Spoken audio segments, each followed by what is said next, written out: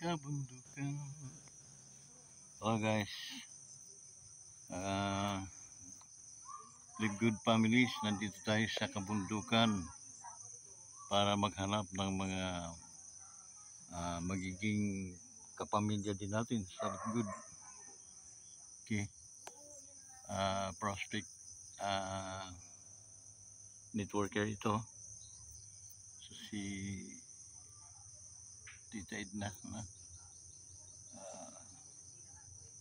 So pinunta natin dito si Coach Tina.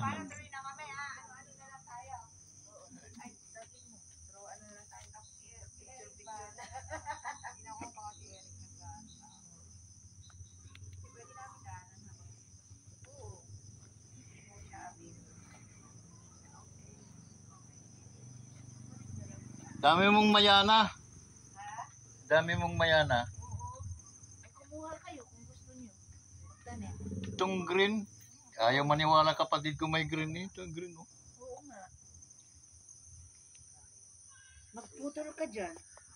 Naku, ang dami ko nitong Inaano ko lang yan. yung 400, yung kulang-kulang 400 square meter kung ano doon namin. Tinaniman ko ng mayana nung pandemic. Wala naman bahay. Yun, nakakabusog sa mata. Kasi talagang pinaganda ko ang pagano. Ay, ito nga. Tinamnan ko yung karsada na yan eh. Nung okay pa ako. Kaya pag Ayun, nung inesprehan kasi masukal na. Kaya pag ano, meron akong Mountain of Mayanas, meron akong nakalagay sa Facebook. Ka pala sa ganyan ha. Naku, ang dami ko sa doon. 21 varieties yung mayana ko. Invite ko si Eric. Invite ko kayo si Eric. At saka ikaw. Kasi good Philippines. Ayun. Kaya, sino pa ba? Sino yung isa ba? Oo nga.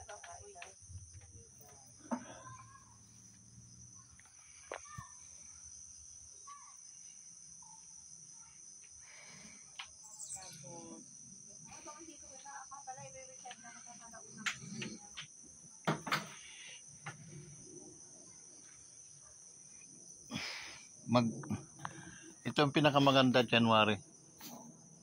Para pag nagplano ka hanggang May, bakbakan natin para parehas ang field.